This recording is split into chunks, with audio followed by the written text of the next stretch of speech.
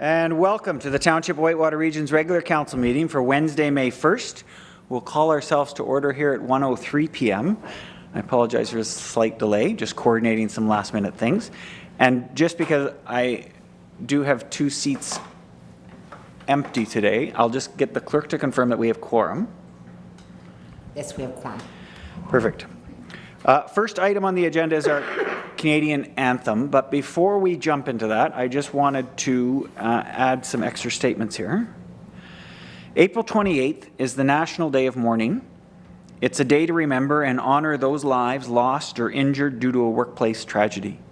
It's also a day to collectively renew our commitment to improving health and safety in the workplace and to preventing further injuries, illnesses, and deaths. So this day fell on Sunday, past, but we're going to recognize it today and through the week. The Township of Whitewater Region has lowered its flags to half-mast for this week in recognition of this day.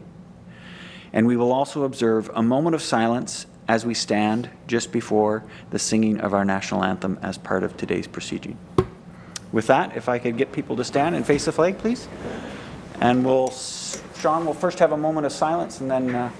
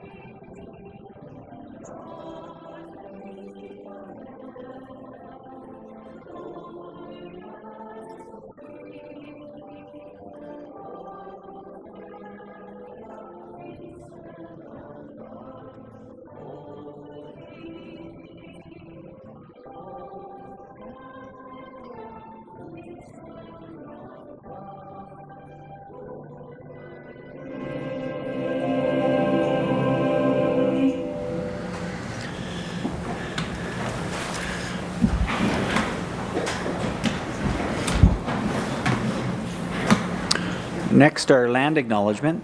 As we gather, we would like to acknowledge on behalf of Council and our community that we are meeting on the traditional territory of the Algonquin people.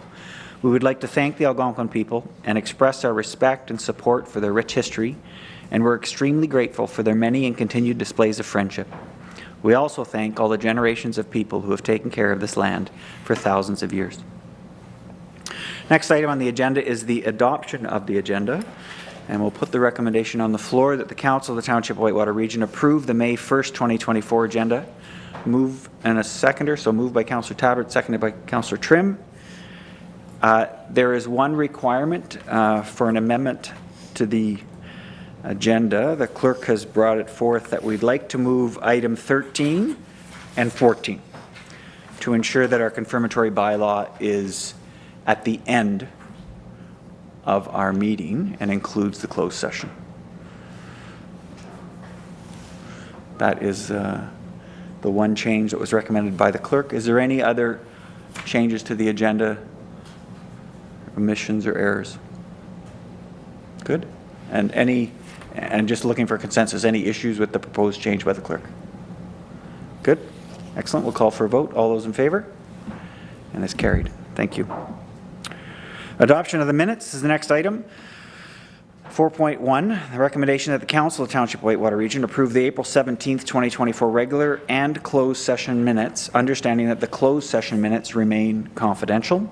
A mover and a seconder, please. Moved by the Deputy Mayor, seconded by Councillor Moore. Any errors or omissions as noted in either set of those minutes? Seeing none, we'll call for a vote. All those in favor? And it's carried. I also note on our committees and boards portion, there's 2 sets of minutes that are made available for your reading as well as the public's. The first one is the Muskrat Watershed minutes from March 24th and the County Council summary for the end of April. First, I'll just turn, I know Councillor Tabbert's attended those meetings. Is there any comments you want to make on the Muskrat meeting? It's a good meeting, and just to let people know that there are still turtle, bird, and bat boxes available if you'd like to have one or two or all three on your property. Excellent, thank you. And the County Council summary, I've included that in my mayor's address. So unless there was questions, well, I'll get you to hold your questions until we discuss it at the mayor's address. Good. The next item on our agenda is disclosures of interest. Is there any disclosures made by any member of council today with respect to the agenda that we've agreed to? Okay, seeing none. Next, we get into presentations. First presentation is a recognition of our fire department. And I have a lead in that I want to speak to first, and then I'm going to invite the fire chief up. Today, May 1st, is an important day for me for a couple of reasons. First, it's my daughter's birthday, which is important, but not maybe to you guys, but also because it's First Responder Day. First responders are those men and women who, in the early stages of an emergency, are responsible for the protection and the preservation of life, property, evidence, and the environment. They include police officers, firefighters, military personnel, paramedics, medical evacuation pilots, dispatchers, nurses, doctors, emergency medical technicians, and emergency managers. First responders are volunteers and professionals who have dedicated their lives to public service. Their life-saving skills often make the difference between life and death. Their public service deserves to be recognized and honored. And to mark this important day here in Whitewater Region, we will be recognizing one of our own firefighters who has dedicated his life to public service. We will be honoring Mr. Church, Captain Church, correct? Good. Captain Church, and all first responders who serve our greater community. So at this point in time, I'll turn the floor over to our fire chief, Chief McLaren, who will act as our MC for the presentation.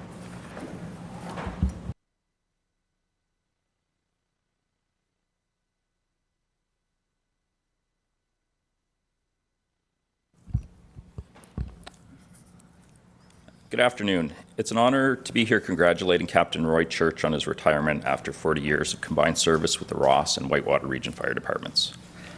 Our retirements are usually not recognized in this fashion, but it seems fitting to mark the end of an amazing 40-year career on National First Responders Day. Roy began his career in 1984 as a Ross Township firefighter, specializing in vehicle collisions, performing countless extrications over the course of his career, as well as training many of our current and past firefighters on extrication methods, and undoubtedly saving many lives throughout that. Throughout his career serving the community, Roy has held almost every rank, providing leadership and guidance through multiple generations of firefighters in this community, and being a steady hand during both rough and calm times. Roy's experience and knowledge will be missed, but his willingness to help others learn to be better firefighters will ensure that the continued level of professionalism both on scene and in station are continued. We look forward to celebrating your retirement with all your firefighting family next January in our annual Firefighter Appreciation Ceremony. The sacrifices Roy and his family have made through his years of service cannot be properly summed up in the short period of time, but your courage and selflessness has inspired us all. Congratulations on a remarkable career and a well-earned retirement. Thank you.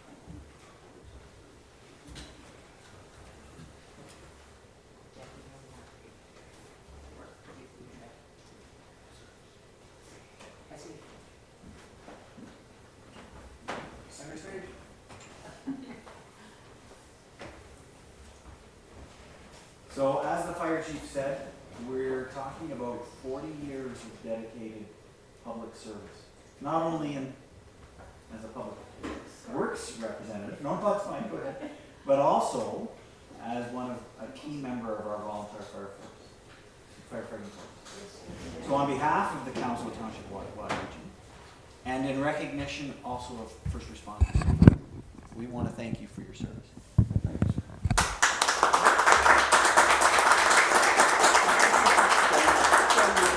4 years is worth the stay.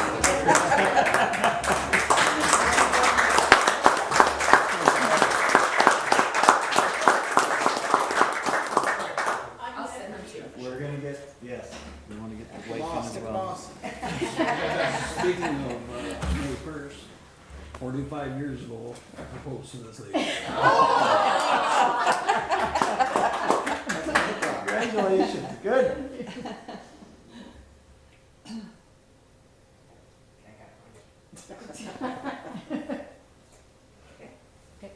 Great, thank you. Thank you all. Thank you. Ron, again? I have to go back to work. I'll take the afternoon off. Take the afternoon off. Isn't that from the boss too? He said easy, don't say heavy.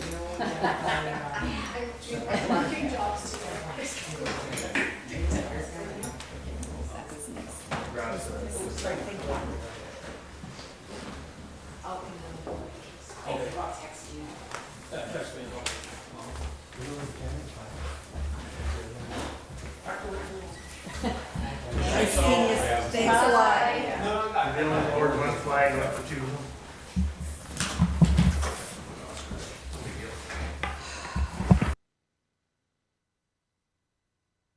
Excellent, and thank you to the staff who orchestrated that. I think the timing was perfect and very suitable a member to recognize with a retirement and 40 years of service. So thank you. And thanks to all the firefighters and other first responders that live in our community. I think Roy represents everybody. Good. Well, the next presentation isn't as fun. I don't know if it's going to receive a standing ovation, although it's still very important. So the recommendation we have before us is that the Council of the Township of Whitewater Region receive the first quarter administrative report for information purposes. A mover and a seconder, please. Deputy Mayor, Councillor Trim. And with that, I will move it over to the CAO. Yeah, thanks so much. So I'll just speak a bit about the message from the CAO, and then I'll move into the different departmental summaries, and I'll just distribute it to each member of the staff team. And if we could hold questions till the end, and maybe you could funnel through the different departments and ask members of council for questions. So in my message, these are always really fun to write because I reflect back on the last 3 months and I realize I didn't get a few things done, but there's a reason why I didn't get those things done, because I've been working on others. But certainly our first quarter always marks a time through the winter where things sort of slow to some degree in the administrative realm of the municipal government. So it allows us to focus on strategic planning, sort of that community engagement, and working on allocating our approved budget. So luckily we had our budget approved back in December. So all of our different departments were steadily working on how they're going to allocate those funds to the different projects that they have. So even in the planning world throughout my whole career, that winter time is a bit of a slower time, and it does allow you to take the time to sort of engage with the community, work on larger projects. So we certainly, I think, achieved that this year. And so I highlight 3 sort of areas, one of which is that prioritization of engagement with our community members. So I've been with the township since 2019. We have engaged with the community to some respects, but I think we're sort of leading that charge for the last number of years in the past couple of years. So we engage with them with our short-term accommodations. We've engaged with them more recently with our planning and building services open house.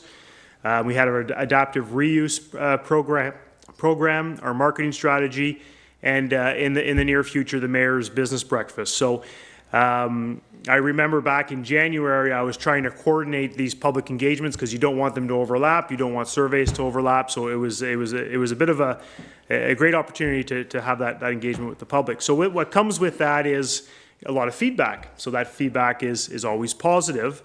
but there's a lot of emotion in some of that feedback. So I want to commend the tenacity of our staff to work through that engagement, to explore new solutions, and to try to effectively find change and manage that change with our community, with our council, with our peers and our staff. So just recognizing staff's dedication in that realm, and their continued effort to provide that service.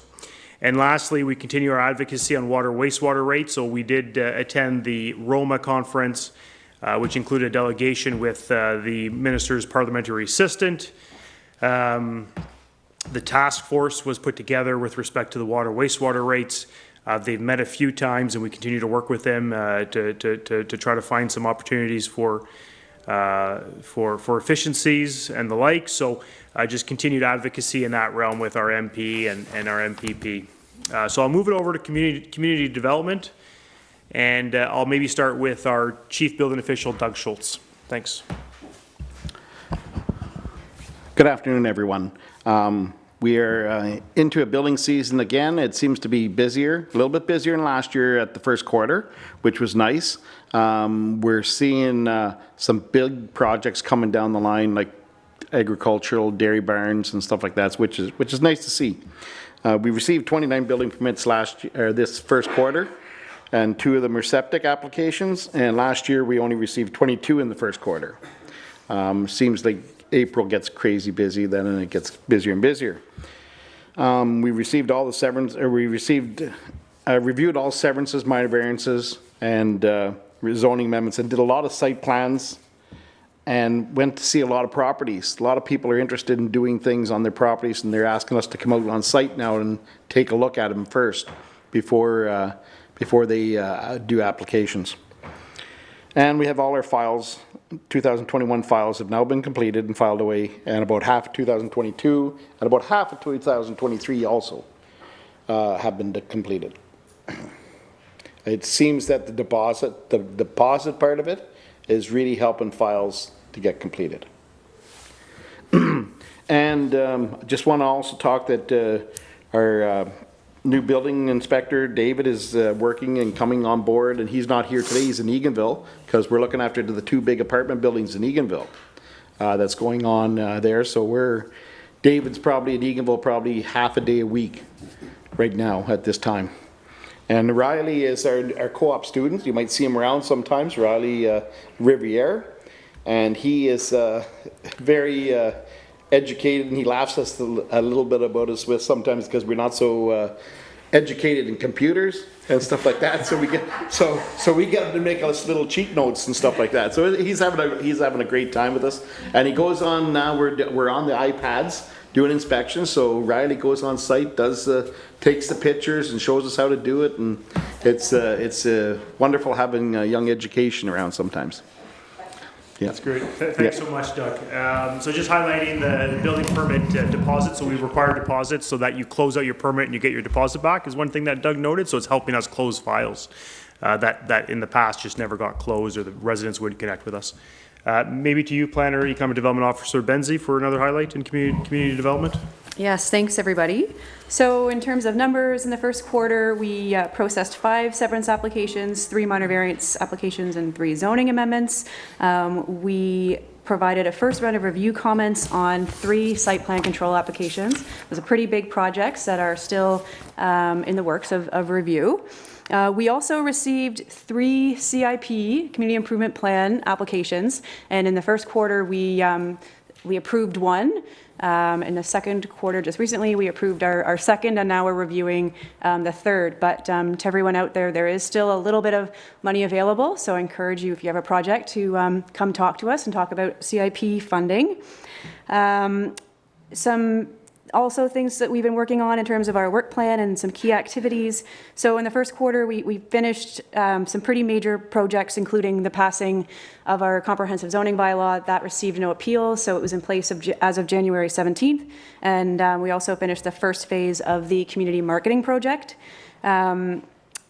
In terms of some other key activities that we don't talk about quite as much, but we've been working with the County of Renfrew on a couple initiatives. So there's one, the County of Renfrew is working on an agriculture planning and economic development conference that's going to be in October. It's the first time it's being hosted in Renfrew County. And so we've been working on helping them with organizing farm tours as well as the agenda for that event. So there'll be more details coming out on that, but everyone in the county is pretty excited about this. We've been working closely with OMAFRA as well. We're also starting to work with the county on the Taste of the Valley. Again, it's coming to Cobden this year. I didn't write this in here, but it's going to be on October 19th. So we're still in early days in planning, and there will likely be a more detailed report about that coming in the next month or so. And I also participated in the Renfrew County Agriculture Economic Development Committee back on March 4th. So looking ahead, as our CAO mentioned, we did just have our first open house for building and permitting, planning permit questions. That was really successful. I also want to give a shout out and thanks to Councillor Joey Trim, who gave a really good presentation in honor of Earth Day on his experience with heat pumps for heating his home. So if anybody has questions on alternative ways to heat your home, please contact Councillor Joey Trim.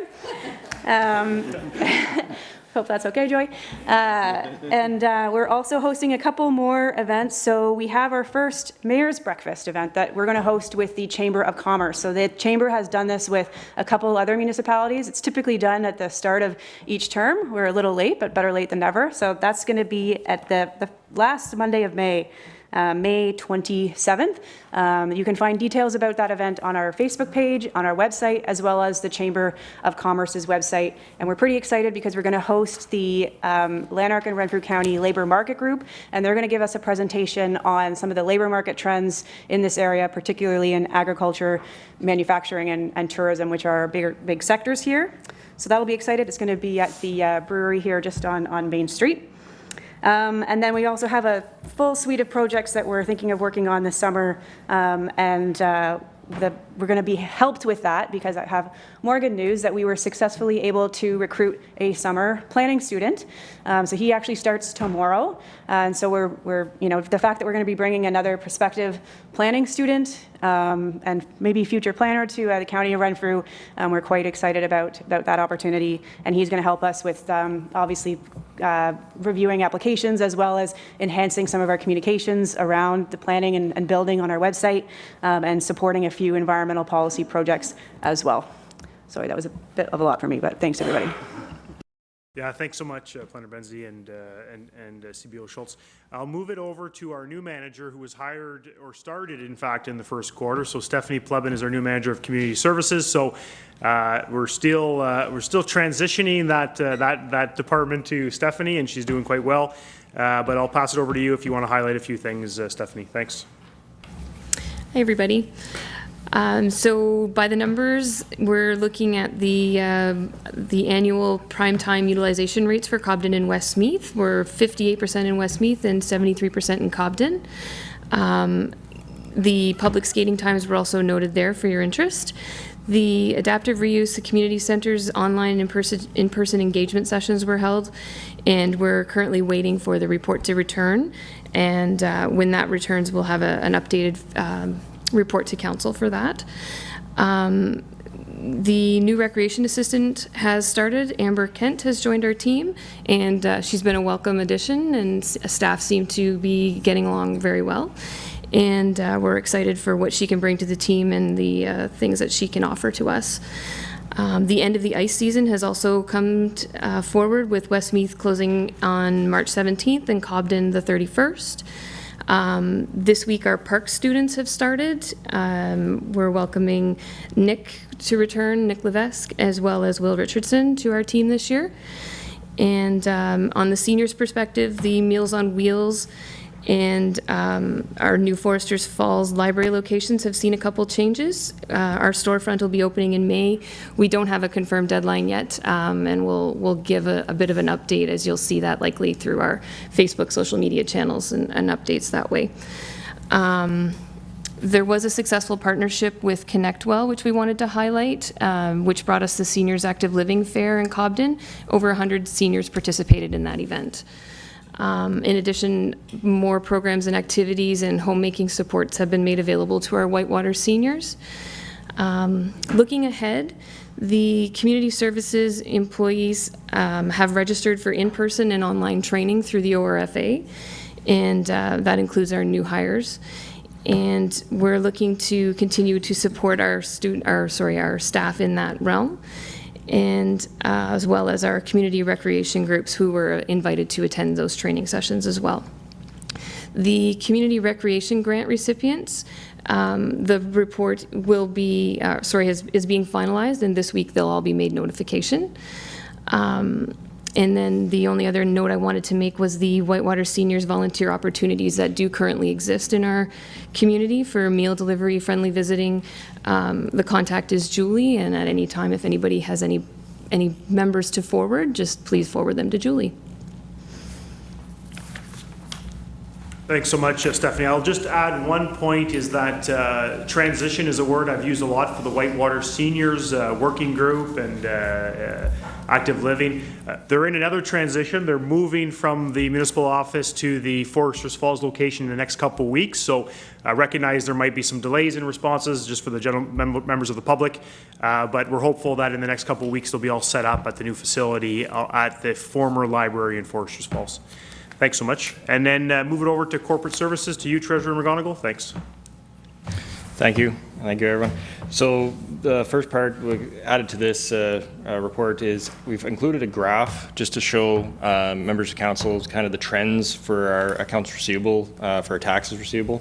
We're looking to actually do the same thing for our utilities receivable and accounts receivable in the future. Please disregard the April 2024 number that was put in there, as April just finished. That was just a placeholder at the point in time and shouldn't have actually wound up in the graph. You can see that it has shown a trend up over the last few years, compared to prior years. The difference is that whenever I came on board, I fully incorporated our PIL, which is our payment in lieu payments from, which was from federal government and provincial governments that own Crown property in the township, into our system. Originally, that accounts receivable was kept separately off the books out of our main system. I've now incorporated that in, so that's why it shows that increased amount, which is explainable in that round. Whenever we come to September for final billing, you'll see that amount level off, and then we'll be able to trend and show you the future hopeful decrease of accounts receivable on our books. So at March 31st, we had $1.4 million of taxes remaining outstanding. I should note, as same as I always do, that is total of receivable, but we have already paid the county and we have already paid the education portions of that. So we are still waiting on the full amounts, but we are out the cash flow at that point in time to already pay them. They do not wait for us to actually receive the money before we remit it to them. Farm debt notices have been issued for 10 properties through Real Tax. That is the first step in the process of actually starting the tax sale process. We issue farm debt notices to all properties who qualify for that 3 years arrears portion. They then have an opportunity to, through the letter, get help, assistance, and a review of their finances through the government, and able to get a loan through the federal side, through government, in order to help pay off their taxes or review their finances to put a hold on our actual ability to sell their property. It does not require a person to actually have a farm that we know of to get a farm debt notice. Everybody has a farm because we are not aware of all people who may have an interest in a farm. They may live in the city but own farm property somewhere else that they can technically leverage to pay off the taxes on another piece of property. So those 10 properties are currently underway, and we've actually received notice on about 4 of them so far of people looking to make payments and meeting other ways to get those off the books. $152,000 of utilities remained outstanding. That equates to 25% of our first billing, or 37%, sorry, of our current utility invoice, but 25% of our first billing. We've collected $4,000 in development charges so far, thanks to the work that Mr. Schultz and the building department has gone through. The general budget right at this moment is showing a $1.4 million deficit. However, I will note that the revenue is not recognized from taxation until we perform the final taxation bill in August. Whenever that is actually completed, that's when we recognize as revenue. So even though we have billed out $6 million so far, we don't recognize that as revenue until that actual final point when our interim bill switches over to our final billing. Police has a police category is currently showing 83% of the budget remaining, as only the January invoice has been received, and there's no reserve transfers as of yet. Our water budget is showing a $15,000 surplus, but no capital projects or reserve transfers again have happened in that category yet as well. So our strategic work plan is we're working to increase financial software accounts receivable module utilization to kind of streamline our processes, as well as updating our asset management plan and in current policies. Key activities that have happened in the last quarter was our interim tax bills were sent out in February. The tax sale process, as I've mentioned, for 10 properties has been sent out. Our summer student grant application has been submitted, and I believe we have received a notification that we'll be getting one of our students paid for this year, or grant application received for. Our 2023 year end is underway, and during this quarter we are actually able to sell through GovDeals 17 surplus assets that we totaled $41,985.05 for. Our look ahead, so we're investigating automatic uploads of third-party software into our financial software, one of which is our new time tracking software that we're working on, where we'll actually be able to track the individual timing of all employees and automatically upload that into our system rather than a manual entry system it is right now, to give a more dynamic ability for us to track different areas and different times. Capital projects is one that we're really interested in tracking the time on that takes. Same thing with our gravel roads program. And then I'm working on developing the multi-year capital and operating budget and updating our asset management plan to reach the legislative requirements for 2025. Thank you. Yeah, thanks so much. Maybe if I could ask you, Treasurer McGonigal, to speak about the tax rates. I guess the county have adopted their tax rate bylaw, and just give a little bit of a heads up of what's coming for council. Yes, so the county has passed their rates and their ratios through bylaw. So we've now implemented that into our aspect of rates. So I will be bringing in the next council meeting the actual rates themselves for passage. Right now it looks like a 2.93% increase for overall taxes for the residential if you're based on $100,000.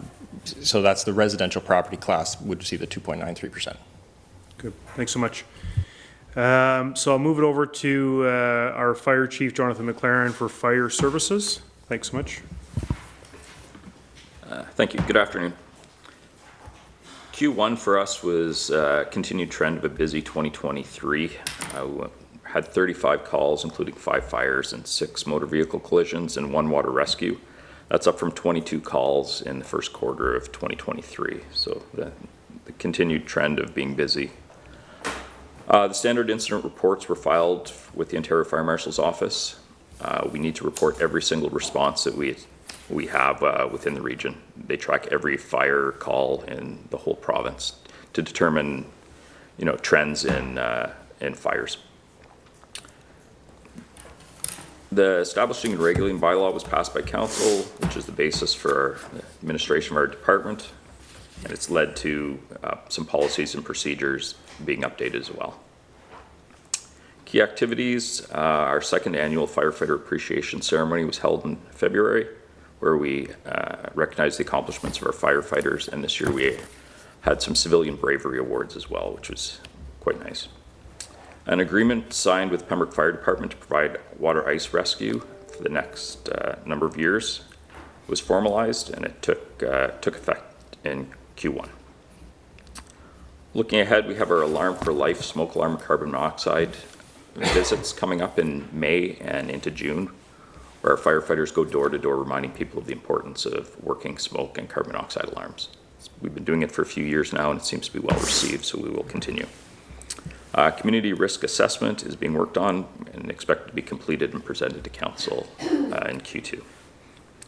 Ladder testing and pump certification is also planned for this month and should be completed by the end of May. Thank you. Thanks, Jonathan. And then we'll move to the clerk for a portion of the office of the CAO. So Q1 saw we commissioned 13 documents, issued 6 marriage licenses, officiated 3 ceremonies, approximately $5,000 revenue collected through dog tags, 5 kennel licenses were issued, and 5 lottery licenses. We will be welcoming Mary Finan as our office summer student this year. She'll help us work on records management, accessibility, licensing. That'll be our top priorities, plus whatever else. We did complete key activities. We completed the consultation on the short-term accommodations, and hopefully a report will be coming very soon. And our student will be starting actually tomorrow, same as the planning student. Thanks so much, Clerk Miller. I'll also highlight that we did submit to members of council our 2024 departmental work plans, which align with the council's direction for this term, as well as the strategic plan. So that was received by council. Council also supported, with the recommendation from staff, for the 2024 extended alternative hours of operations pilot program. So that's going to come into effect at the end of May, and the different teams are working on figuring out how they're going to manage that and submit that to myself for approval. We continue our tour of mayors and CAOs. Mayor Nicholson and I visited the town of Petawawa with Mayor Service and CAO Randolph. So that was a good conversation with them and understanding some of the strategies and initiatives that they're working on. And I will just highlight, looking ahead, is that the employee engagement survey was conducted in the last fall. So my next focus here is to sort of review that with the managers and with staff, and come back to council with some recommendations related to that. I'll pass it over to our Superintendent of Environmental Services for her portion of the Public Works Department. Thanks so much. Thanks. So I'm actually going to cover all of Public Works for. There you go. For some by the numbers. So the landfill processed 1,233 customers in Q1. While Q1 is typically our slowest time period during the year, it was definitely, we had some big numbers coming through for 840.44 tons of waste landfilled and 23 tons of waste that was diverted to be used as cover material. From the road side of things, we had 284 tons of salt that was purchased in 2023 for sand mixture and road treatment, which resulted in a 58% decrease over 2023. And as part of that, so crews responded to 23 winter events in Q1 this year as compared to 45 in 2023, which required salting, sanding, and plowing. And snow was removed from the villages 5 times in 2024 Q1 as opposed to 15 in the previous year.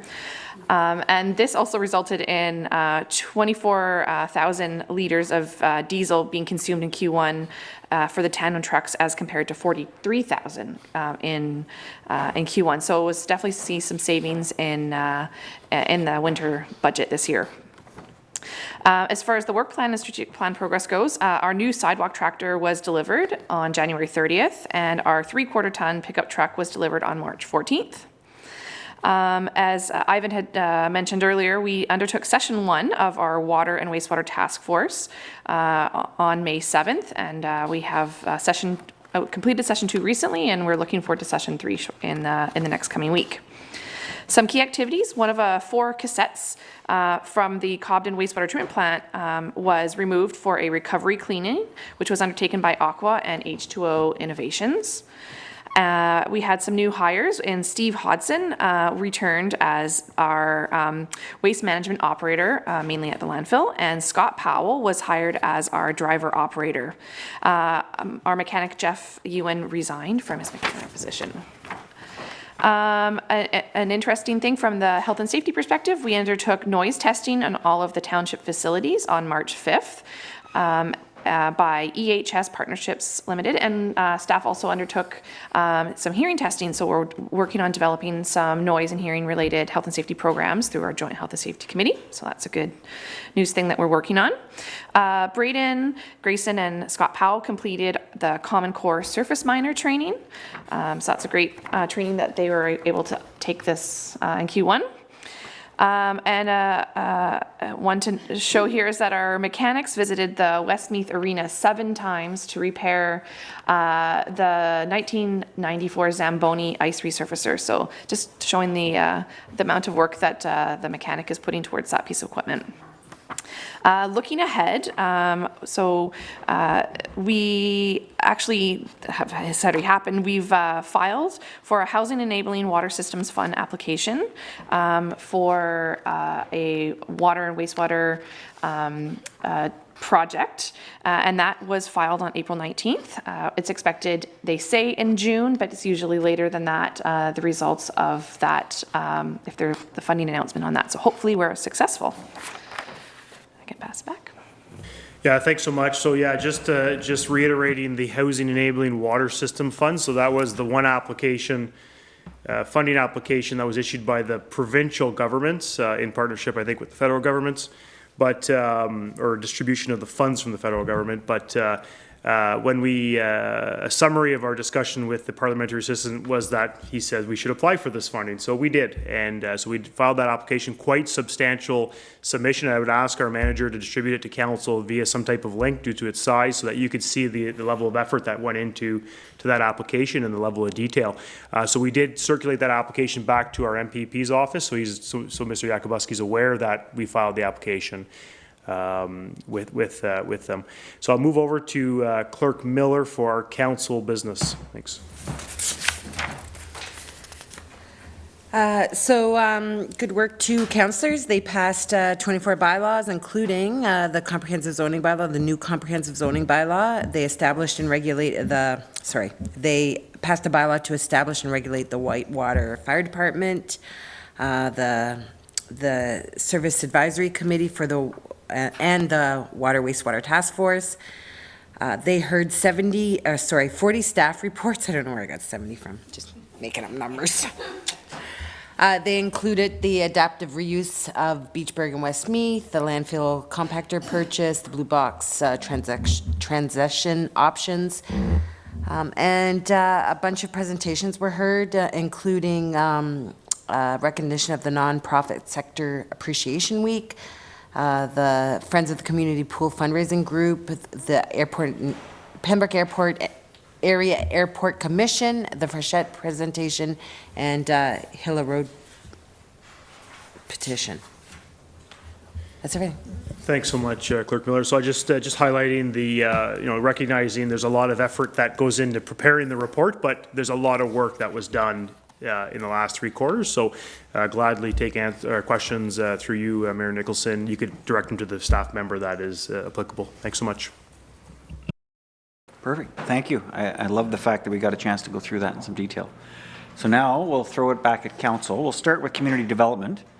Is there any questions, comments, or areas you want to raise with respect to the presentation that was provided on community development? And that was CBO and planner. Yeah, Councillor Tabbert. Yes, regarding the agricultural economic development planning forum, where is that going to be held? Do we know? Yes, through you, Mayor. So it's going to be held at well, it's 2 days. So the first day is actually going to be a farm tour. So there's many different stops. It's not finalized yet, so I don't want to say exactly, but it's going to be through, there's stops in Whitewater Region, Laurentian Valley, and Bonnechere Valley. And then the second day and the reception on the first night is going to be held at the Best Western in Pembroke. Any other questions? Yes, Councillor Trim. I've got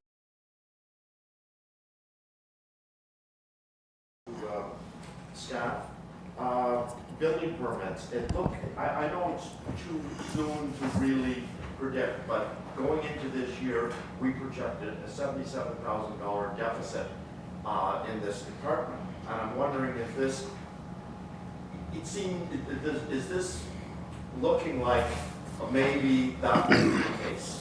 It's hard to tell right now, Joey, or through the mayor. It's hard to tell because it's our first quarter, and we have gotten like higher building permits, but I'm not sure about the value is any higher at this time.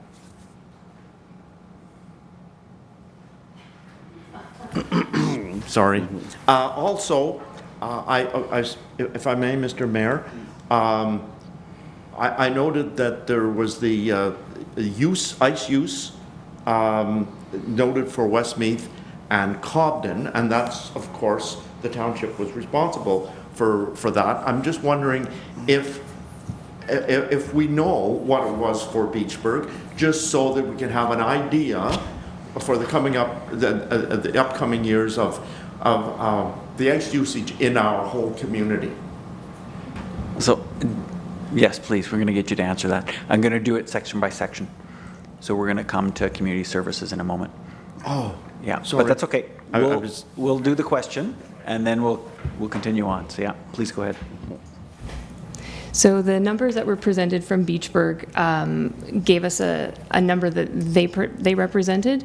We've adjusted their number to accommodate and match our numbers, and the number that we've actually come up with is the same as Westmeath, 58%. Thank you, Mr. Mayor. I'll try to keep up here. If I could just add to that, just to provide a little bit of detail, if you'll allow me, Manager Plevin.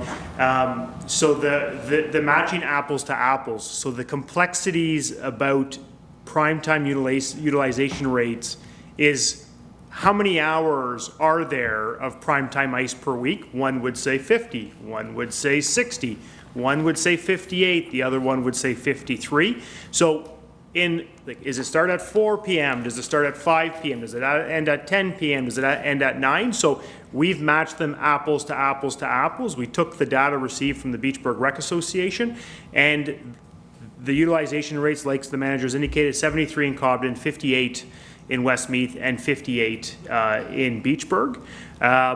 These numbers are pretty well identical to pre-pandemic. The report from Dylan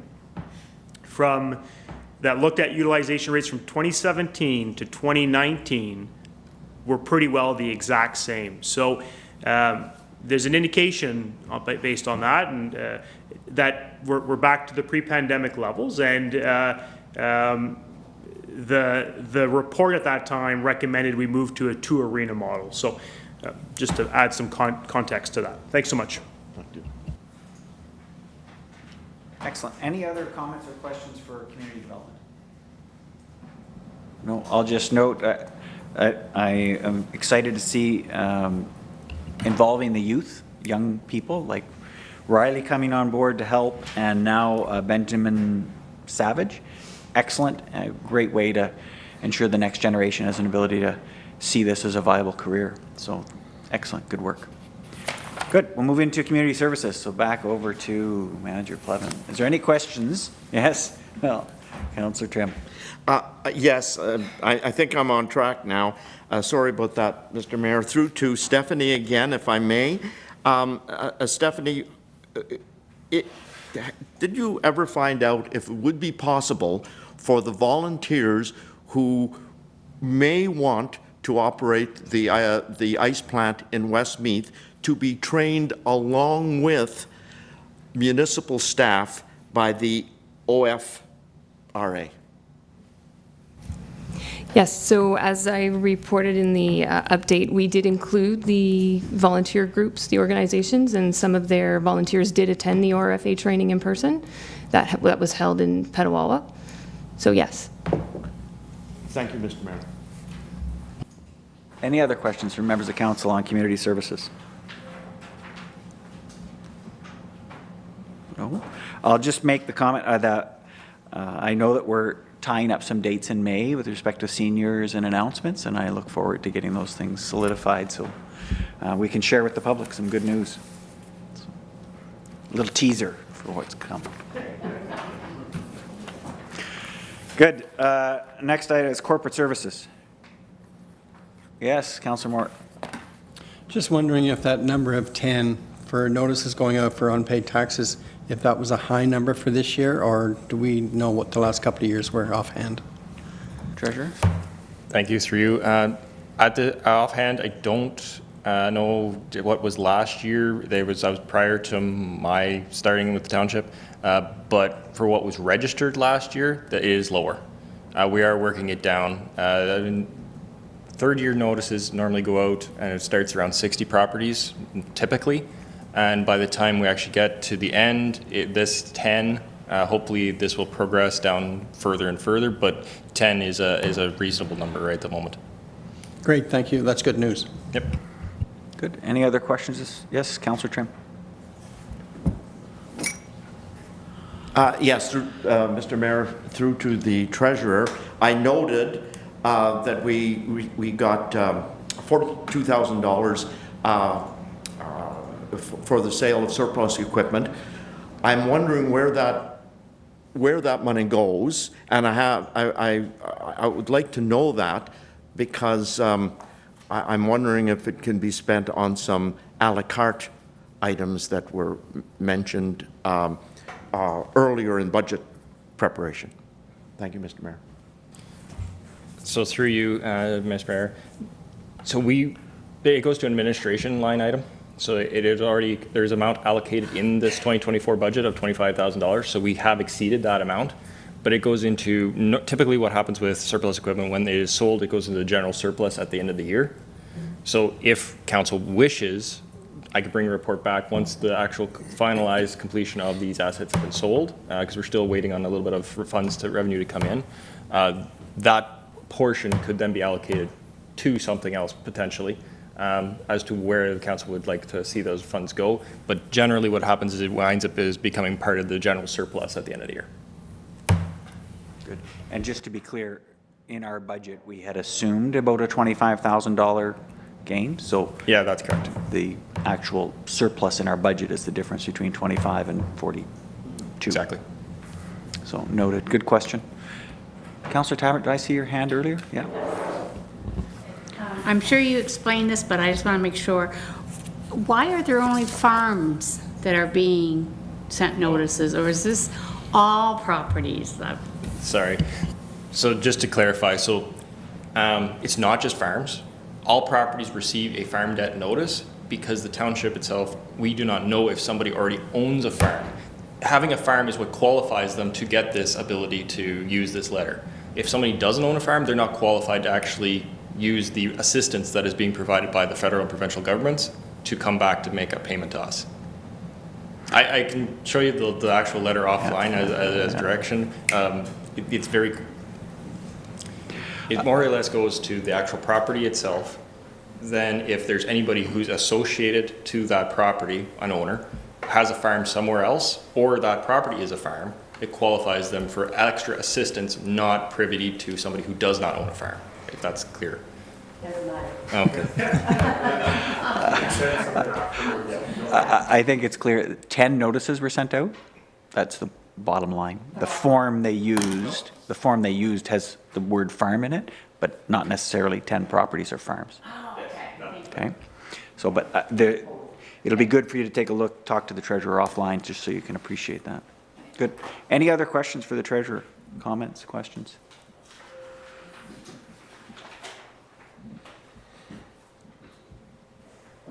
Good. And I don't have any, so thank you. Next, fire services. Questions or concerns for the fire chief? Yes, Deputy Mayor. Thank you, Mayor. Through you to Chief. I was just wondering, it says with over 75 volunteer firefighters, so are we at our, because we have a specific number, are we there now that where we want to be? The master fire plan that was done in 2017 recommended 100 firefighters, 20 per station. Our current number with the new recruits that were just hired in January is 83. Thank you. Good. Any other questions for the fire chief? Good. Thank you. Next is the office of the CAO. Any questions on the office of the CAO? Yes, Councillor Trim. Yes, through you to the CEO, please. I noticed in going forward, and maybe this is too soon in the year, that there was no mention. Sorry. I noticed going forward, and it may be too soon in the year, that there was no mention of holding a professional development day. And I'm just wondering if that is in the plans again for this year. Yeah, so there's an all-day staff training that is in our calendar for October. So there is one scheduled for that, yes. Yep. Thank you, Mr. Mayor. Perfect. Any other questions? I'll just note here one other visit that the CEO had talked about, our visit with the town of Petawawa, which was really good. To hear how they're dealing with their growth and some of the initiatives that they're working with. Some examples, the dramatic increase that they're having to make in terms of their number of staff in order to support the growth. It was interesting to chat with them about that. So the second thing I just wanted to highlight was the tour that we did for the Armpire wastewater treatment facility. Although not something we can directly correlate to ours here, it provided another review of how their system worked. So that was a great way to network and reach into their organization. So thank you for facilitating that, staff. And we also took a look at the Sensplex in, the name of that town escapes me. Dunrobin, I believe, is it? No. Or maybe not. Kinburn. Kinburn. Yes. Yes, just in Kinburn. See how they run that complex through a third party. So it was interesting to get a tour of that facility, how it worked, and to bring that back to our own deliberations here with our 3 facilities. Good. Nothing else for the Office of the CAO. We'll move on to Public Works. I know Councillor Trim has got one for this one. Your mic, Councillor Trim. Yes. Thank you, Mr. Mayor. I do. Okay. First of all, I would like to ask do we have a date yet for street sweeping? I'm getting some requests. I can answer that. So we did award the tender, and we're working with the contractor to have a date, but it will be in May. Okay. Yeah. Well, that's close enough. Yeah, one of the differences this year that we did join with the county, so there's a lot bigger area, but it will be happening shortly. Please continue. Yes, the Zamboni repairs. Now, this sounds like, I'm not certain what that means. Is it, would it be oil changes? Would it be a tire repair? Is it major work? Is it something the volunteers are going to be able to handle? Or is this a sign that Zamboni is on its way out? Through your mayor, I'll try to speak to that. So the technicians were called out. It was usually after hours, and they would come in the next day. There was a couple instances where the Zamboni wasn't used as a nightly thing because it couldn't work. It wouldn't work. So they were relatively small repairs, but your second statement to say that the Zamboni is showing its age is very valid. They do run like vehicles. It's in the lifetime of it. The motors and all of that, our technicians are able to fix. But that should be a consideration for that group going forward. Thank you, Mr. Mayor. Good. No, that was my question. That was your question? Good. Any other questions for Public Works? Yeah, Deputy Mayor. Thank you. Not a question, just a comment. It's nice to see when you have a winter like we just had, how you can see the savings. It's kind of nice to see that. So it's good. Good. Good. And Councillor Moore? In keeping with that, is there any plans for the savings? it's still early to count. We do have a fall and winter for the rest of the year to account for, but any surplus will go into the general surplus or deficit for the township. It can't go into public works reserves, it has to go into general? So this year, and maybe Treasurer McGonigal can speak to that, we did, or we're recommending from the 2023 surplus, we had a surplus in the salt budget line.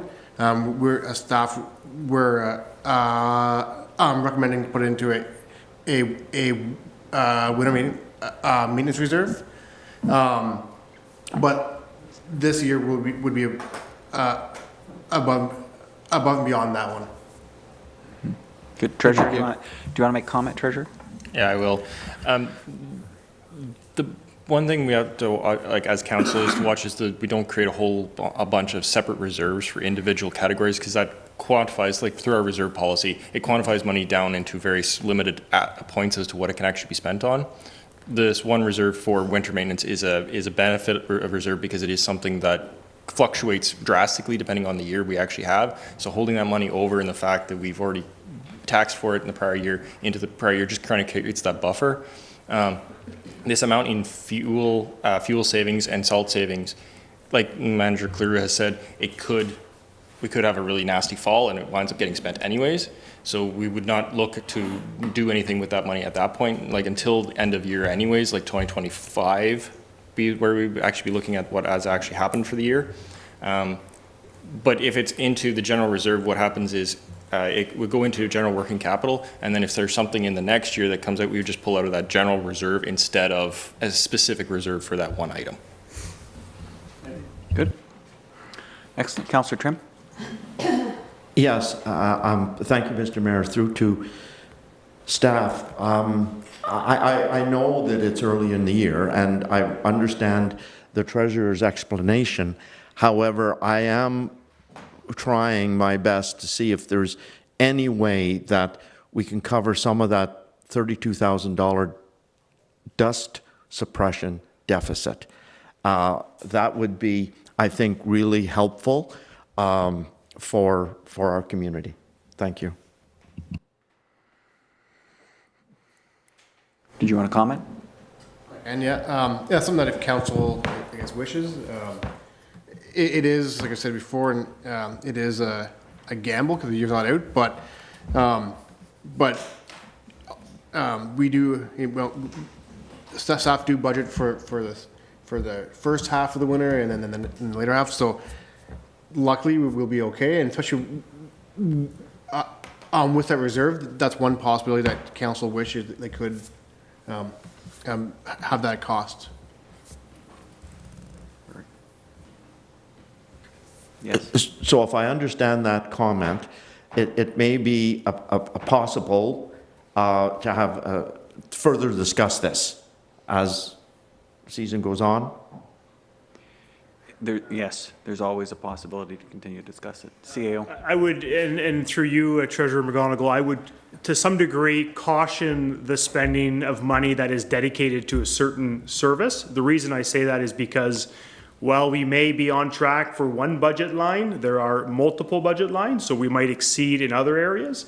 So generally what I would suggest, and again through you, Treasurer McGonigal, our expert, is that maybe we hold off and maybe the surplus is considered for distribution in 2025. That way we know at the end of the year whether or not we have a surplus or a deficit throughout all of our entire budget. So certainly we could examine how much we spent last year in January to March and how much, I think it's indicated there, how much less we have spent. But I would say just let's we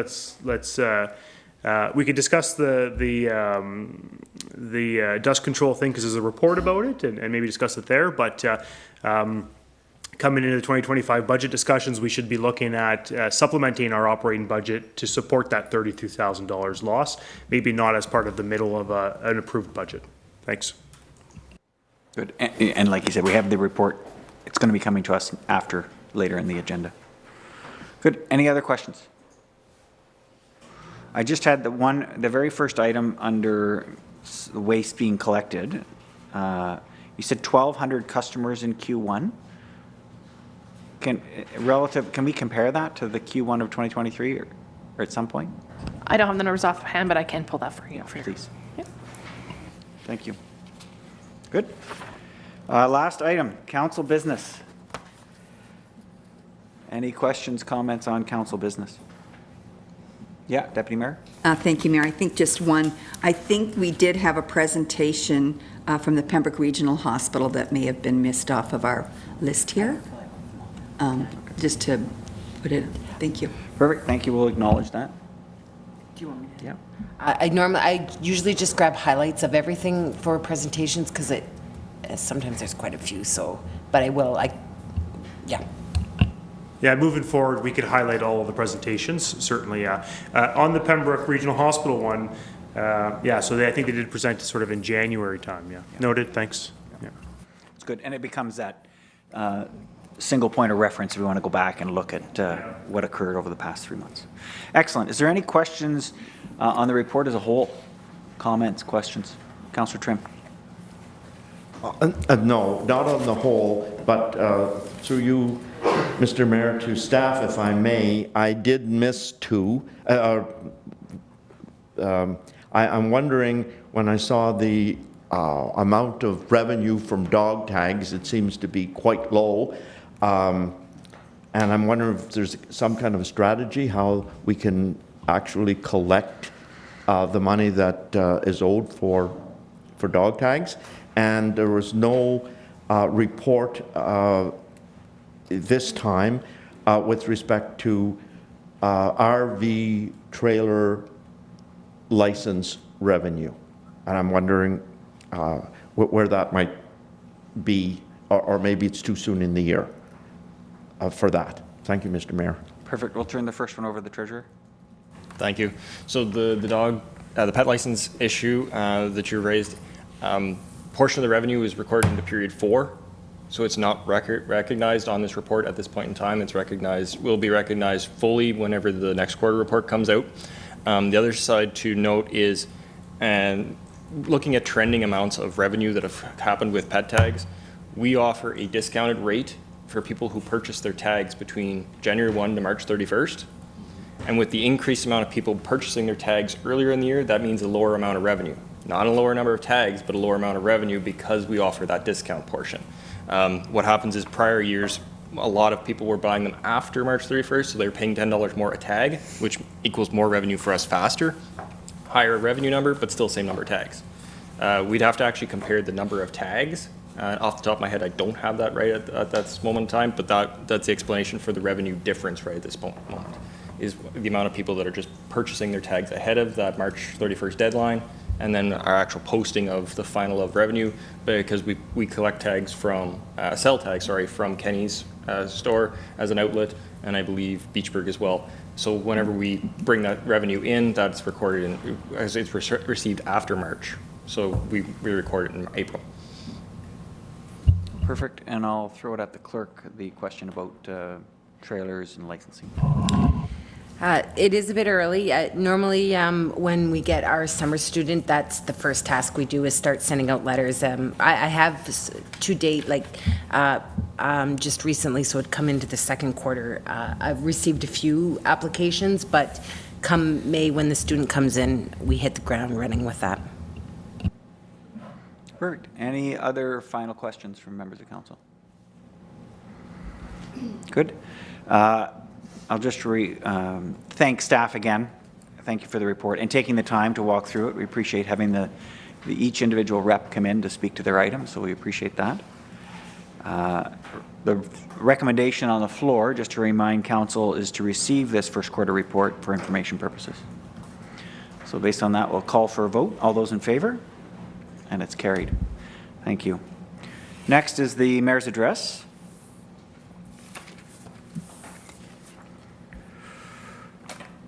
Since our last council meeting, I attended 7 meetings and events on behalf of council. In addition, I also attended the County of Renfrew Council meeting on April 24th. First, I just want to again recognize the National Day of Mourning and renew our commitment to improving health and safety in our workplace and to prevent injuries, illnesses, and deaths. I also want to thank all of our first responders for their dedicated service to us, the community. Today, we honor you and what you do for us, and we just happen to have the fire chief here. Second, a quick update on our water levels on the Ottawa River. Our municipal emergency group continues to monitor.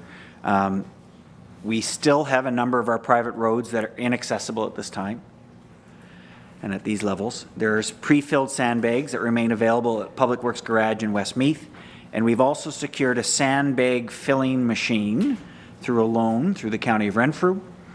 Staff have had the opportunity to trial its use, I believe last Friday evening, in the event that it's needed, and I will be very happy if we never use it. Our emergency control group meets again tomorrow afternoon, and another update will be provided at that point in time. Okay, so it's still being monitored. Next, I wanted to highlight some of the items from our recent County of Renfrew Council meeting. The summary is available in your package, so I'm only going to highlight a couple items that I think you or the public might be interested in. The first one was a presentation that was received from the Eastern Ontario Regional Network, EORN, is how everybody refers to it. They presented on the rollout of the Cell Gap project for Eastern Ontario. Now, we've been hearing about this project since last term, so it may be something you've heard before. It's a $300 million, 300 plus tower project. It's huge and will change the landscape here in rural Ontario for cell coverage. I believe the forecasted end state is 99% of our geography will be able to receive at least 3 bars. So it's significant. Where I live, there are no bars.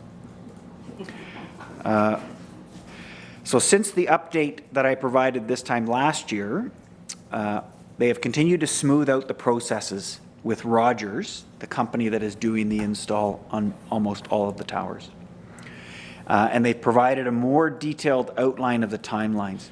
So here in Whitewater region, we are expected to receive, and it's hard for me to tell by the map, and maybe the planner can tell me, it's either 6 or 7 towers in our geographic location. They will be all operational by 2026. So EORN, so that in itself is great, and I believe the map, the plan, like our locations have already been secured and have gone through our local planning process. The delays, sorry, I shouldn't even say the delays. The rollout is being influenced by just how many of these towers they can build at once, and the materials and the employees associated with them. So they're in the queue. EORN also briefed us that they're examining small communal servicing systems that support rural development. These communal systems, and they're known as shared water and sewer systems. You might be familiar with them if you've seen it online with Frontenac County or South Frontenac Township. They provide water and wastewater treatment to clusters of homes and businesses. So EORN is doing this on behalf of the Eastern Ontario Wardens Caucus, looking at it.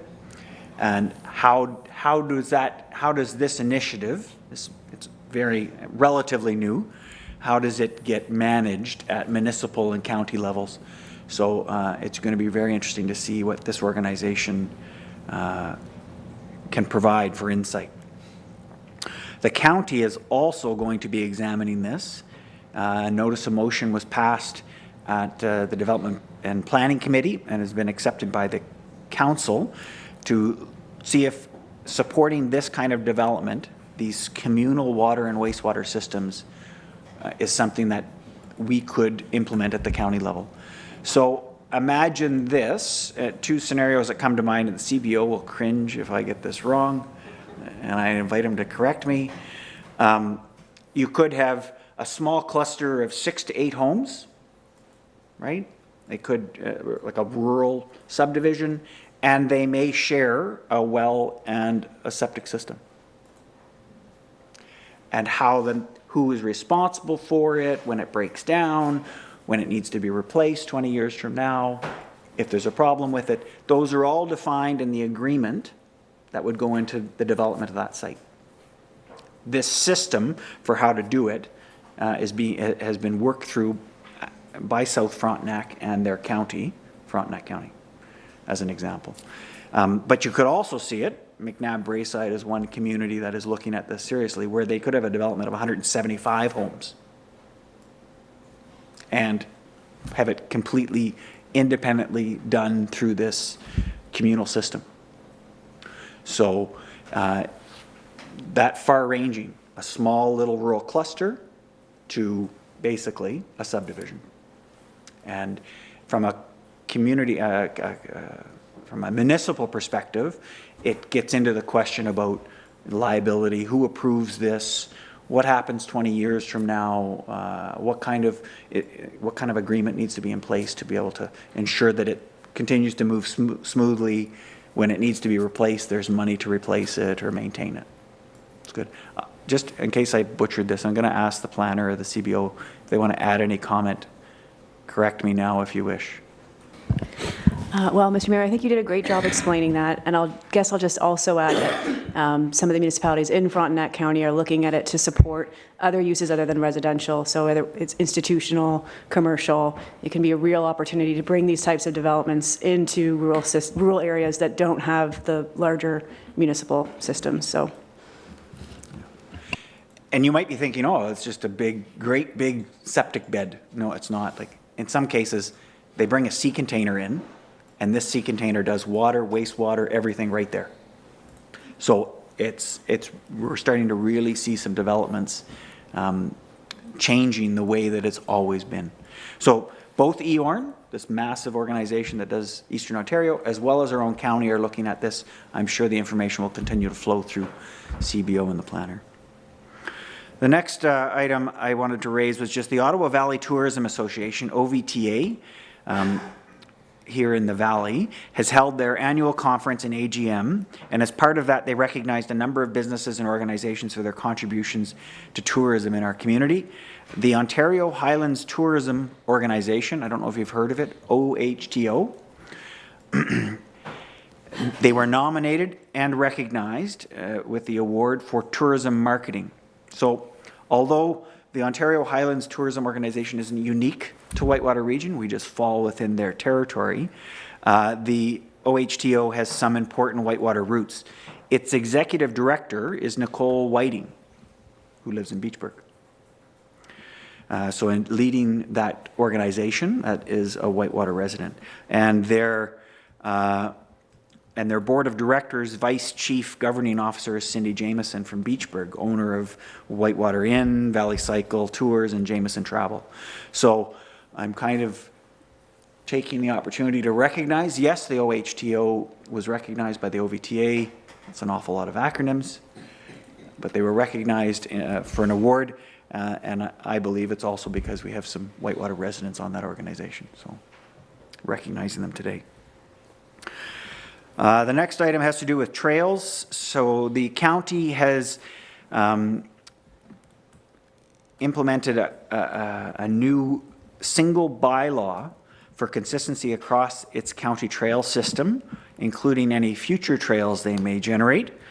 And this new bylaw will regulate and govern the use of the lands identified in the County of Renfrew recreation trails as linear parks.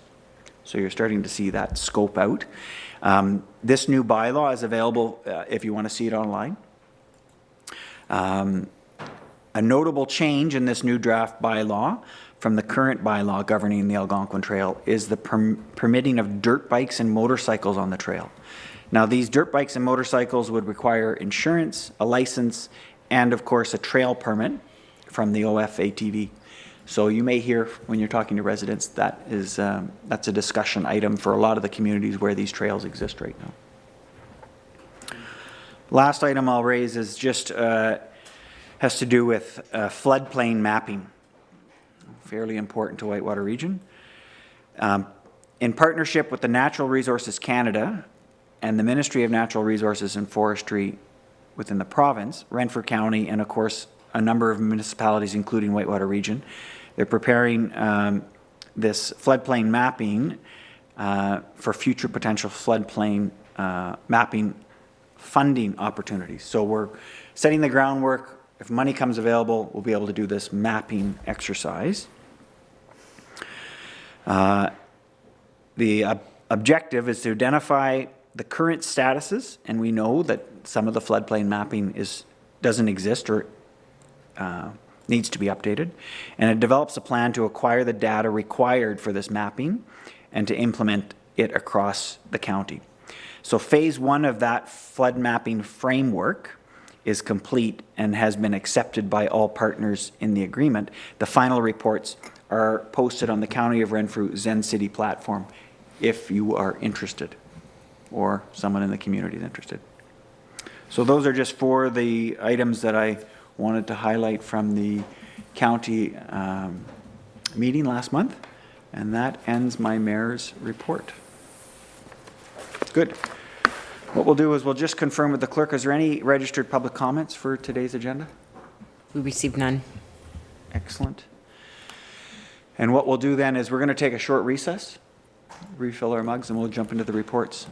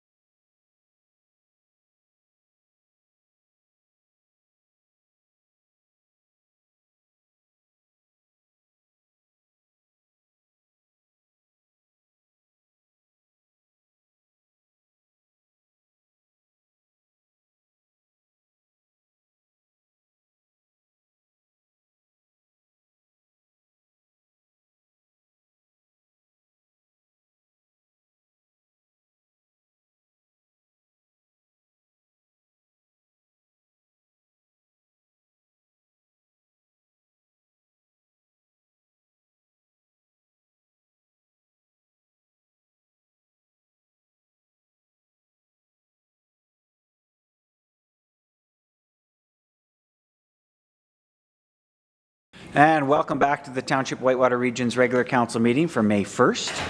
We're going to call ourselves back to order, and I can't see the clock.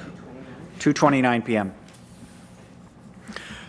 We left off just at the start of the reports section of the agenda, so we'll jump right into 9.1, which is the Whitewater Region Volunteer Fair and Summer Fun Fest. The recommendation that the Council of Township Whitewater Region accept this report for the Whitewater Region Volunteer Fair and Summer Fun Fest as information.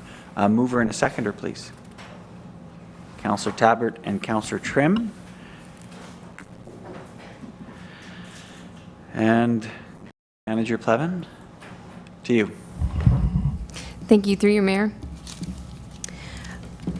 So the community services staff have been, as well as council and other members of staff, have been meeting with recreation community organizations who hold events and programming in our area. The groups in Whitewater, as well as across the province, are seeing a decline in volunteers.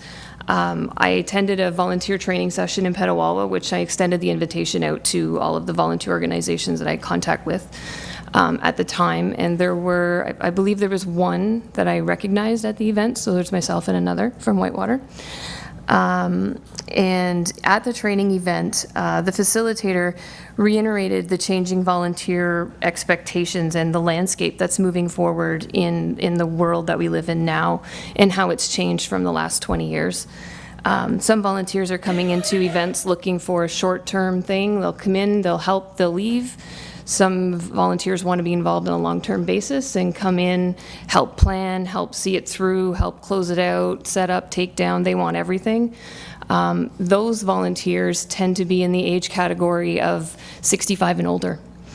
The volunteers that they're seeing right now come in are, I would say, in addition to some of the high school hours that are being required, those younger volunteers are coming through, but they're interested more in the short-term, come in, do my thing, and go home type volunteer work. So that would be considered the long-term and the short-term volunteers, meaning that some of the volunteers that organize programs you may need more of as opposed to less of if you don't have the base of volunteers handled in your organization.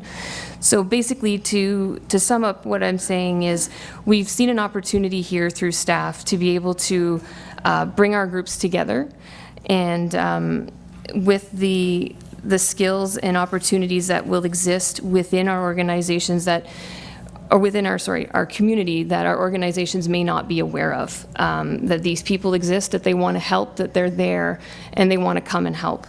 And also the volunteers may not be aware that they're needed or that they could contribute or that they could be interested. So the volunteer fun fair, the volunteer fair and summer fun day is a combination of efforts with the library being on as a partner. They hold every year a summer fun fest, and they would like to continue that.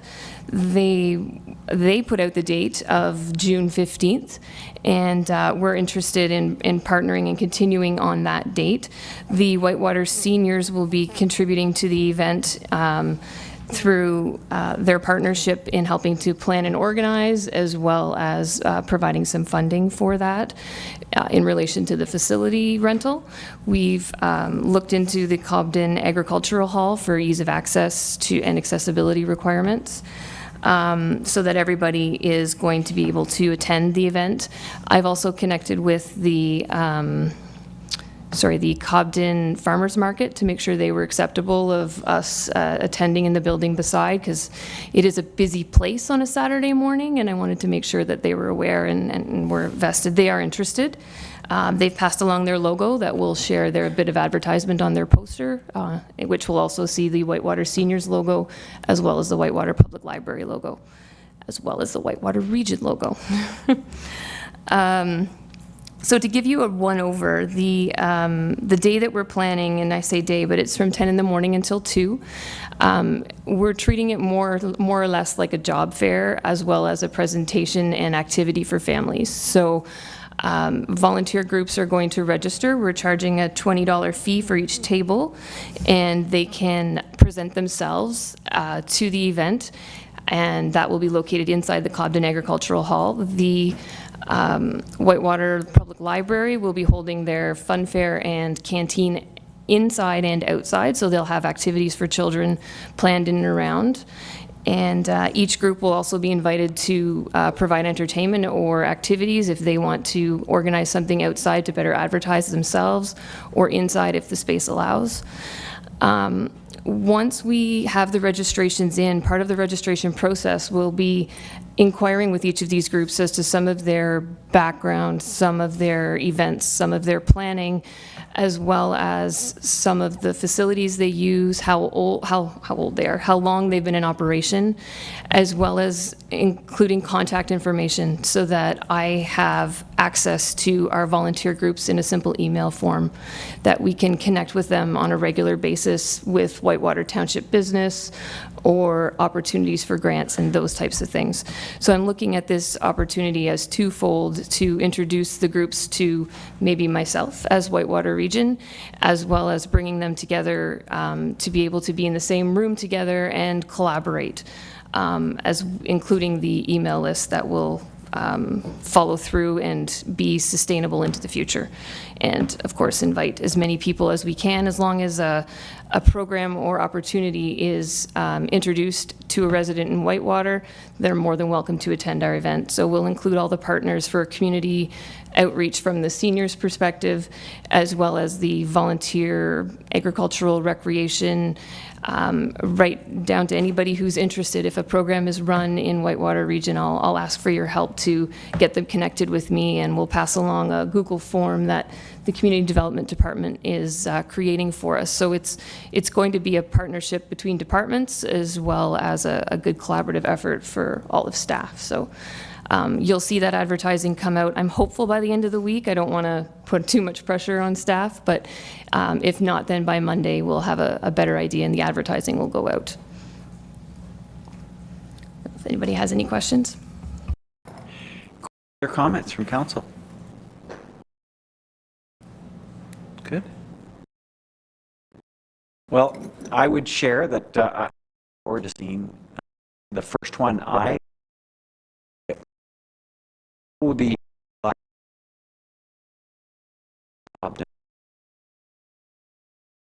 attended. I look forward to participating. June 15th in the morning, right?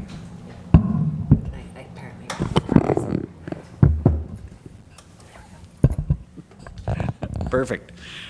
Good. If there's no other comments or questions, thank you for your initiative on this one, and looking forward to seeing that networking connection. We'll call for a vote then. All those in favor? It's carried. Next item, the replacement fire tanker. So the recommendation is that the Council of the Township of Whitewater Region approve the purchase of a fire tanker from Midwest Fire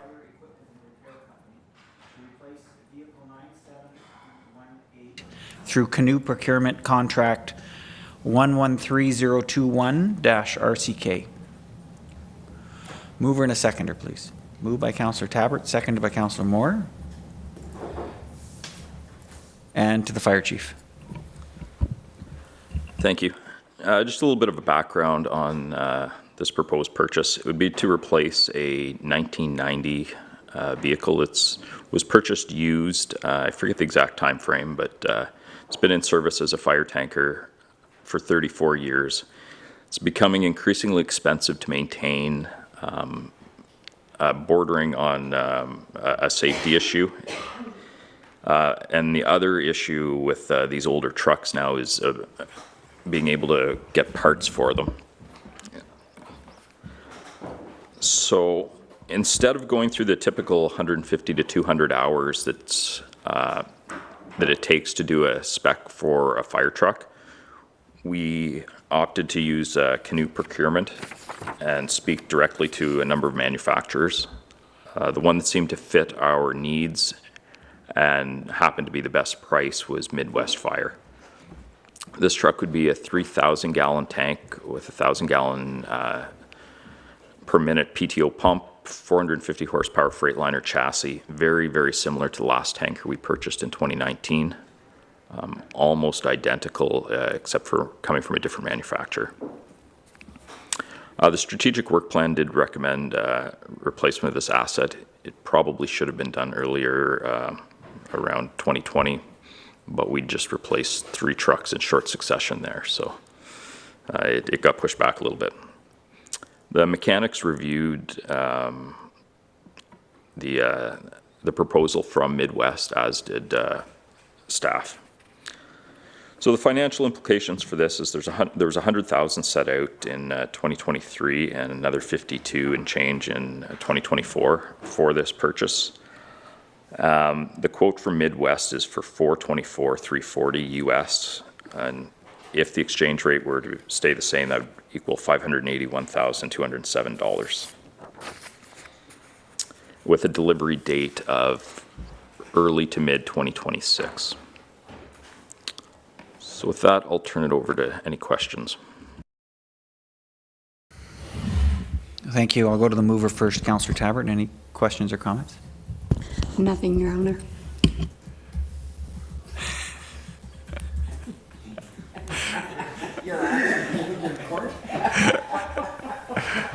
I don't feel honorable, but thank you. Slip of the tongue. No. Seconder, Councillor Moore. Yes, no, I lost my train of thought. Okay, so basically the money we have now will be down payment, and then the rest will be put over 20 years or whatever the treasurer, I guess, decides how that's going to be paid off. Yeah, I can speak to the payment schedule, and maybe the treasurer can speak to how it's going to be paid for. $10,000 would be due upon signing the contract. Probably in late 2025, we would be responsible for payment of the chassis, which I would suspect would be in the $200,000 range. And then upon final inspection, the rest would need to be paid. That's in 2025? For delivery in 2026? Delivery in 2026, so the final payment would be in 2026. Okay, so that's another 2 budgets. Okay, thanks. If I could ask the treasurer to Treasurer, just can you speak just to how confirm? we're going to fund that and. Yep. So the typical way we've done vehicles in the last 2 budget cycles is that there's actually a portion of the amount that we actually pull from general taxation, which was 4.2% this year. And we've gone through the process of creating a capital 10-year plan for vehicles, which Manager Cleroux has put through, and that includes those fire vehicles. So the goal was next year to allocate a set amount of $400,000 towards the fire vehicle as one purchase of vehicle. However, with the not full amount being required to be paid out in that year, we may only set out the amount required and then span it over 2 budget cycles. But it is not an item we'd need to borrow for or anything. It would be part of general taxation. No debenture? No debenture. Oh, that's good. Thanks. Deputy Mayor. Thank you very much, Mayor. Just one question. I'm just wondering, Chief, if there's a delay in delivery, is there a penalty for that? Because we came upon that one time before, if I recall. If it's just in the part of the contract or not at all? It's unlikely to be part of the contract. The current situation with fire apparatus is there's a huge demand, very little supply. It's driving prices up, it's driving delivery dates, extending delivery dates. I doubt that that's going to be part of the contract. We can look into that, but it's... Oh, it did. Okay, thank you. Okay, so we'll check that. Please, we're curious if that can be included in the contract. If it can be, just back brief. We understand there may be mitigating reasons why it can't be, but I think what the Deputy Mayor is saying, we would like it to be considered if possible. Yeah. Fair? Yes, thank you. Okay. And Councillor Trim. Mr. Mayor, through to the Fire Chief, just 2 small things. What will happen with the surplus vehicle, and where will the new vehicle be housed? The surplus vehicle will be sold on Gov Deals as per all our surplus equipment. as soon as we can get the new truck into service. There'll be a very slight overlap while training takes place, but minimal, less than a month, I would suspect. As far as stationing, if it were to arrive today, it would be put in Beachburg. If something changes between now and then, that could happen, but the anticipation is that we would replace that vehicle in the exact same place.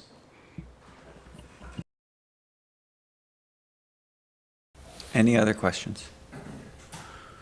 Okay, I just want to highlight for a second, this replacement of this tanker corresponds with the existing level of service that we've demanded from our fire department.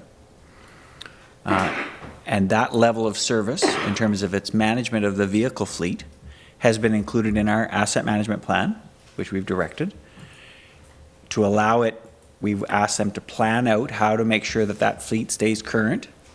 That has been done. I think Manager of Public Works has proposed that table, fleet, I can't remember what it's called, but fleet management table.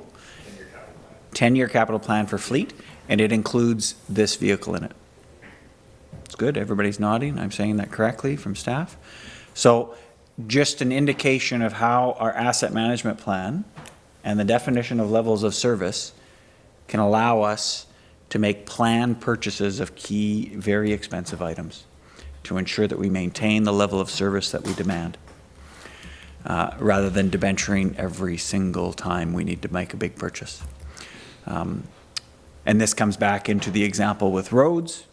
Sorry, I'm using this as an opportunity to reinforce why we need to get here with roads. The same idea, so we can have that 10-year plan and ensure that the level of service we demand is thereby funded through a funding plan. Good. Any other comments? No final statements? Thank you very much. We'll call for a vote. All those in favor? And it's carried.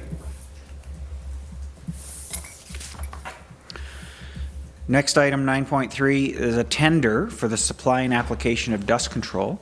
The recommendation is that the Council of the Township of Whitewater Region approve the award of tender 2409, supply and application of dust control, to DALI Services Incorporated, DBA. I don't know what DBA stands for. Doing business as DALI Dust Control at a cost of $103,184.64, inclusive of non-refundable HST, and exhaust the dust control general ledger account. A mover and a seconder, please. Moved by Councillor Moore, seconded by Councillor Trim.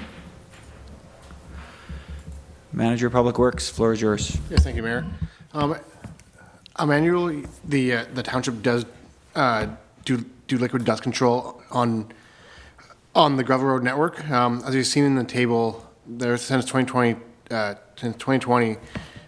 due to budget constraints, the actual amount of liters we put on liters on the road has gone down from approximately 355,000 liters to about 260 last year.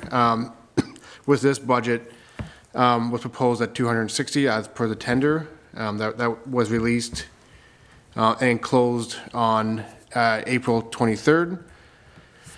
With the lowest tender price came from Delegation Services at 114,000. The tender is a unit price contract, so we can it's the tender amount in the tender is based on a estimated quantity. Generally, the dust control is applied once on our road network, on a gravel road network, between May and July, and with one treatment. Treated roads can see a lower maintenance cost due to a space stabilization, which causes gravel not to go off the road, and also includes fine dust particles to stay with the gravel. Staff are proposing to exhaust the entire budget, which will not complete our entire road network, but the the road super will determine what roads are selected. And due to the lack of budget, some roads will either won't receive any dust control or will receive partial treatment. Thank you.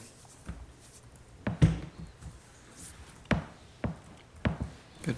Thank you, and I'll turn to the mover first, Councillor Moore. Just wondering, are we sticking with the same policy every year, or is there something changing this year? Before, we always did partial roads. We didn't actually do the whole roads if there was no houses, et cetera, so that hasn't changed. We're doing the same this year? Yeah, so previous to 2020, I believe it's my understanding that the entire road network was done. Since then, we've been not achieving the entire network just due to budget, but basically it's similar practice of the last few years. Good. Councillor Trim. Yes, I really think, Mr. Mayor, that this is dust control is very, very important, and we think of dust control as just being something that will, keep dust off people's lawns or from their houses, or but it also maintains the gravel on our road, and so when we shortchange dust control, we increase capital costs for gravel in the future. And so have to be very careful about that. I'm so interested in maintaining the dust control program that's needed. And I really promote the whole idea of doing a whole road because gravel's on the whole road. And I also, that's a comment, but a bit of a question, do we have any money or do we keep a small supply of flake calcium to just touch up areas like intersections or so forth where we could have, because of traffic and rain and extra grading, that we may lose the whole treatment. I'm just wondering if that's a consideration. Thank you, Mr. Mayor. Can you comment on flake calcium? Yes, Mr. Mayor. The staff, we do have a bulk flake dust suppressant that is applied. Generally, either early in the season, if it's complaints based on certain intersections, or later in the year when some areas where the dust control wears off. So it basically spot repair we'll do with the bulk flake. Perfect. Any other questions or comments from members of council? Good. This is an area where I'd be curious if we could amplify, clarify our level of service that we're trying to achieve. And I know it's part of the asset management plan. This is just an example where, like Councillor Moore said, we're not sure what we did last year or the year before, and it brings into question. If the level of service that we should be doing in order to minimize capital cost is the application across each kilometer of our road network, then we should be striving to achieve that. The question, that 32,000 that shortfall that we have this year, how do we mitigate that for next year? And or we decrease the level of service and we accept that it's going to cost us more in the gravel budget. I'm hoping that in the budget planning process for next year, you can push that on us to make those decisions. Is that fair to say?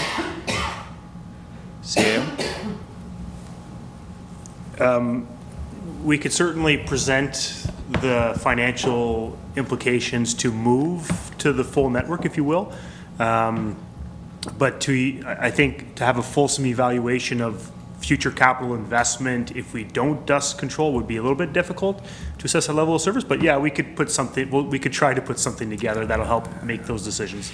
To me, it would just define the level of service and the cost associated with that. And the recommended level of service is full, with flake calcium for second application or traffic, high traffic area application.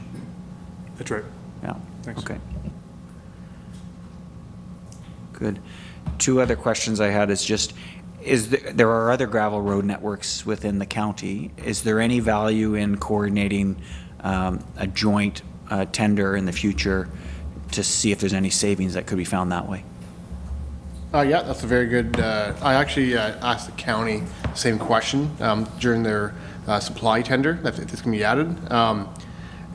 Where the response was that there wasn't enough interest in it. And then speaking to the one supplier, because based on our road network and the amount that we do, we actually, they've stated that we actually see, that we would see a higher cost, potentially. The one supplier that was bid on it, they actually recommended just go yourself because we're one of the cheapest ones in the county per liter. I know other municipalities don't do their entire road network; they only do a small portion of it. But it has been in the past practice. The level of service was to do the entire road network in Whitewater. Perfect. Last question for me is just, it's a planner question. Setbacks. When we have setbacks, and I can't remember our comprehensive zoning bylaw, do we allow for the fact that if you're living on a gravel road, you should be set back to allow for that dust not to impact your, is that a consideration that we've ever considered? I would say that the setback for a rural zone lot is greater than an urban residential one lot, but it's not likely taken in account the matter of dust. I don't think so. So it's probably not a factor in that. Okay. Good. Excellent. If there's no other questions then, we'll call for a vote. All those in favor? Oh, sorry, are you asking a question or you're voting? Okay. All those in favor? It's carried. Thank you. Notices of motion. Next item on the agenda. Any notices of motions from any member of council? And I'll go to Councillor Trim. Thank you, Mr. Mayor. I'd like to notify you and the other members of council that I'm planning to work with Clerk Miller to formulate a motion for your consideration with respect to the whole topic of fire suppression in our industrial park. It has come to my attention that part of the Building Code Act of Ontario now requires that the industries, the commercial ventures in our industrial park need to provide for their own fire protection, which is going to be quite costly and onerous and could impact the development within that that park. I understand that all of the property is sold, but people are proposing to develop further on their property, and there's this issue with fire suppression, water availability, and I'm wondering if council would consider, in my motion, to investigate maybe a strategy that we could help with that. As you can see from what I'm saying now, I'm going to need help formulating that motion, and I hope to bring it forward to council at a future meeting. Thank you very much. Excellent. Noted. So fire suppression and water requirements. Clerk has got it noted. Any other notices of motion? Thank you, Councillor Trim. Good. Next is correspondence. We have no items that require direction. There is one information item, a thank you note from our ROMA delegation to the Parliamentary Assistant to the Minister of Infrastructure.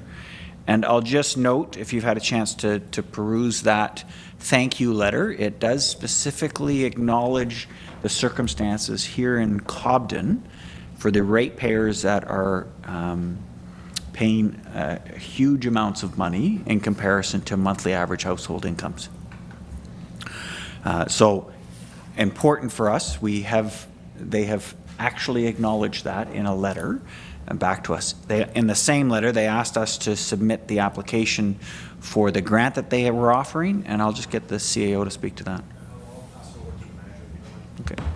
Yeah, so the township did apply a few weeks ago for the Housing Enabling Water Systems Fund, which was brought to the council back about a month ago, I believe, for the southeast portion of Cobden. So it was streets of Simpson, Jason, Meadow, Crawford, and Usher Lab. Thank you. So staff did provide an extensive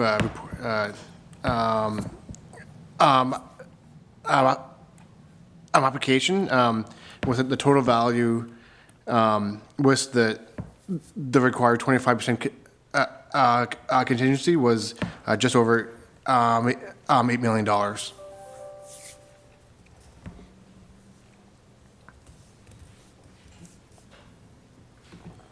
Thank you. And that's going to be made available for us to peruse.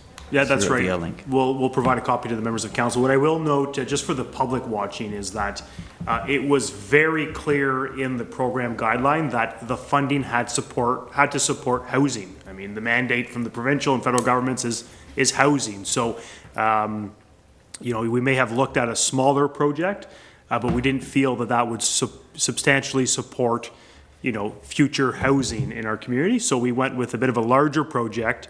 In the end, it certainly will receive a greater portion of the, well, not a greater portion of the funding, but it's a larger project, larger costing project. But it outlines that there's different mechanisms by which we could support growth, either by reducing the amount of effluent going to our treatment plant, and also by supporting the future development that's occurring at that end of the village of Cobden. Thanks so much. Excellent. Does that stem any questions or comments from members of council? Okay, seeing none, we can always bring that forward. And I'll look to the clerk as to how, once the link goes out, if council does have questions, they'd like to discuss it, we can make that available in the agenda somehow. Okay, good. Next item on the agenda is announcements. So while the clerk pulls up our calendar, I'll start with the deputy mayor. Oh, nothing? Good. And Councillor Tabbert? I just have one regarding our volunteer fair that's coming up. It's June 15th from 10 a.m. to 2 p.m. at the Cobden Egg Hall. It's a free event for all participants. It's a day of community fun and connections. Volunteer and community service groups are encouraged to attend the event with a table to showcase their group and use the volunteer fair as a way to promote their programs, activities, and events. A volunteer job board will be on site for submissions ahead of the event to be added to the day. Volunteer group registration fee is $20, which will cover the hall rental in partnership with the Whitewater Seniors. That's all I have. Good. And Councillor Moore? Just two. We've got two meetings next week. One is the task force and one is Otter River Power. Thank you. Good. And Councillor Trim? Yes, thank you, Mr. Mayor. It is on the calendar, but this Saturday there's going to be a community yard sale at the community center, the arena, and a big breakfast, of course, and also art in the park, parquet, and so that's going to be this Saturday in the hamlet of Westmeath. Thank you very much, Mr. Mayor. Excellent. Thank you. And I know June's already shaping up to be very busy. It looks good. Just looking forward, I don't know, can you advance at all? June?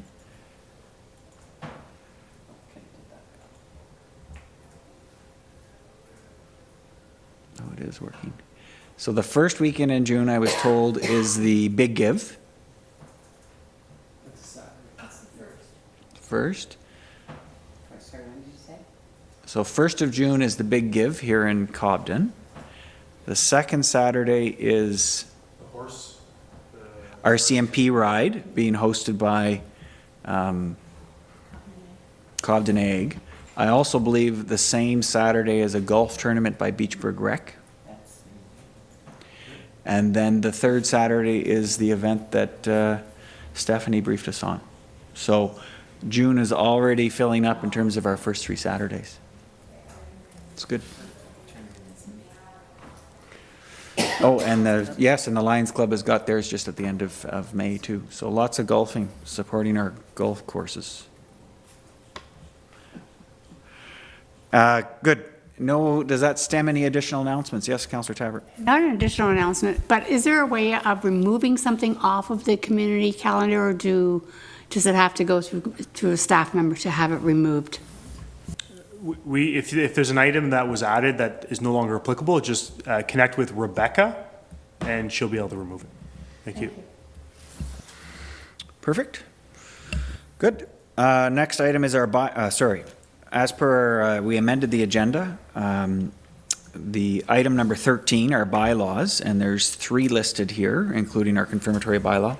We have moved that, as you approved, until after our closed session. So at this point in time, we are going to move to item 14 on the agenda, which is our closed session. And the topic is potential sales of properties. The recommendation is that the Council of the Township of Whitewater Region move into closed session at 3:05 p.m. to discuss a proposed or pending acquisition or disposition of land by the municipality, a local board, with staff remaining in the room. Mover and a seconder, please. Deputy Mayor, seconded by Councillor Moore. Any questions or comments on that? Seeing none, we'll call for a vote. All those in favor? And it's carried. So we'll just have a short recess while we set up the room, and then we'll come back to the table.